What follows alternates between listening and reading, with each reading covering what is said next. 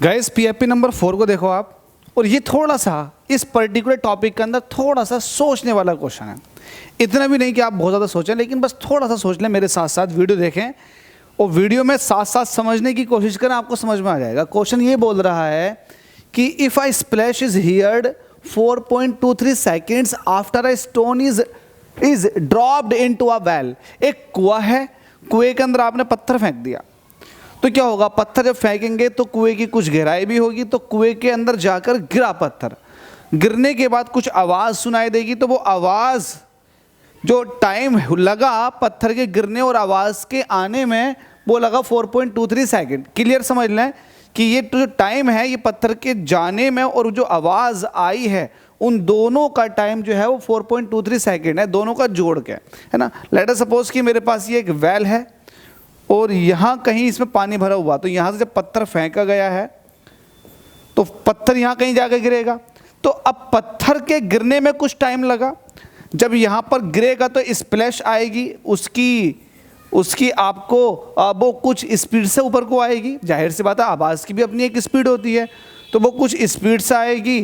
तो यहाँ पर जो टोटल टाइम लगा कि पत्थर के नीचे गिरने में आवाज़ के आने में वो लगा 4 सेकंड का।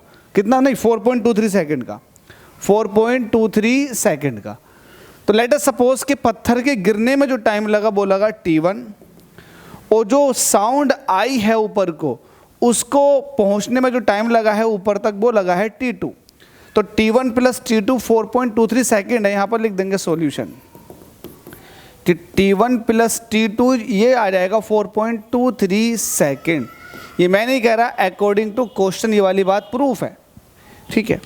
अब देखो आपसे क्या कह रहा, find the speed of the sound in the air. Sound की स्पीड बतानी है। तो मुझे एक बात बताओ यार, जब यहाँ पर स्प्लैश आई है ऊपर को तो जाहिर सी बात है किसी पर्टिकुलर स्पीड से साउंड ऊपर को आई होगी, ठीक है। तो स्पीड आपको बतानी है साउंड की, लेकिन उसके लिए क्या होगा? स्पीड इज इक्वल टू होता है डिस्टेंस अपॉन टाइम। तो उसके लिए अगर आपको साउंड की स्पीड बतानी है तो साउंड का ऊपर को पहुंचने में कितना टाइम लगा ये आपको पता होना चाहिए, और कुएं की डेप्थ आपको पता है, मतलब टोटल डिस्टेंस पता है जो साउंड को ट्रैवल करनी है वो पता है आपको कितना है। आपसे कह रहा है ना वेल जो है वो 78.4 मीटर डीप है, तो कहीं ना कहीं आपको ये दे रखा है 78.4 मीटर डीप, ये दे रखा है आपको। तो भाई जब आपको ये दिया हुआ है तो कहीं ना कहीं आप टाइम निकाल लो कि साउंड को नीचे से जहाँ पर स्प्लैश हुआ है वहाँ से ऊपर तक आने में कितना टाइम लगा। अब ये कैसे निकालेंगे? तो ये तभी निकाला जा सकता है जब आप T1 निकाल लें, क्योंकि अगर आपके पास T1 होगा तो कहीं ना कहीं T2 आप फाइंड आउट कर सकते हैं। लेकिन T1 है क्या?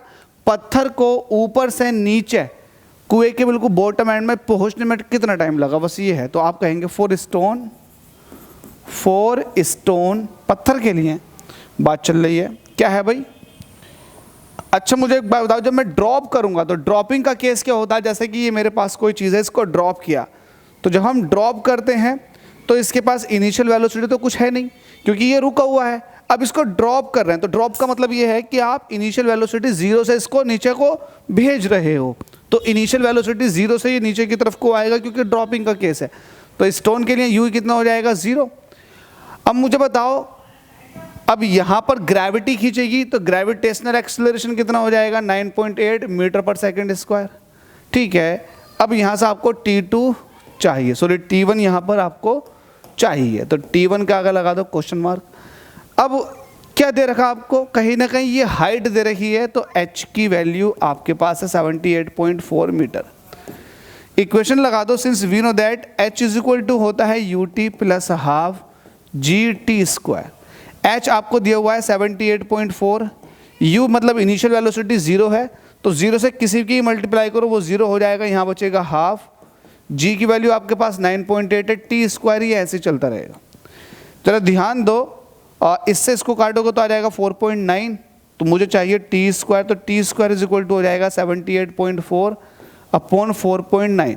4.9 से 78.4 ये पूरा 16 बार चला जाएगा, तो यहाँ से T1 कहो, वही T1 कहो, कन्फ्यूजन होने स्टार्ट हो जाएगी। तो T1 का स्क्वायर इज इक्वल टू हो जाएगा 16, और यहाँ से आप निकालोगे T1 इज इक्वल टू आ जाएगा 4।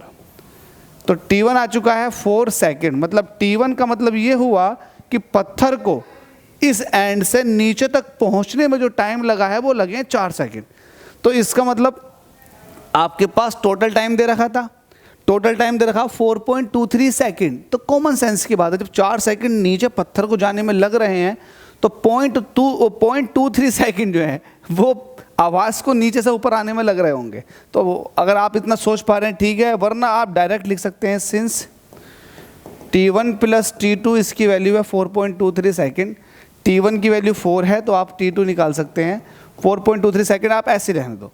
T2 बताओ कितना हो जाएगा, T2 इज इक्वल टू हो जाएगा, जब ये उधर जाएगा तो माइनस में हो जाएगा तो वैल्यू आ जाएगी 0.23 सेकंड।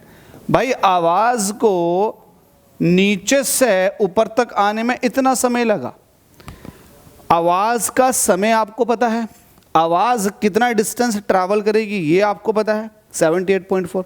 तो कहीं ना कहीं अगर आपसे ये पूछा जाए कि बताओ स्पीड कितनी होगी तो आप बता सकते हैं since we know that speed is equal to होता है डिस्टेंस ओवर टाइम। डिस्टेंस कितना चलेगा 78.4। कौन चलेगा, साउंड। कितने टाइम में 0.23। आप इसको सॉल्व कर लें, पॉइंट के बाद 1 डिजिट है, पॉइंट के बाद 2 डिजिट है, तो यहाँ पर 0 लगा दोगे 2 डिजिट हो जाएंगे, पॉइंट से पॉइंट खत्म। ये हो जाएगा 7840। इसको डिवाइड करो आप 23 से, जब आप डिवाइड करोगे तो वैल्यू आ जाएगी 340.87 मीटर पर सेकंड। बस यही पूछा गया था, देखो आंसर भी यही है।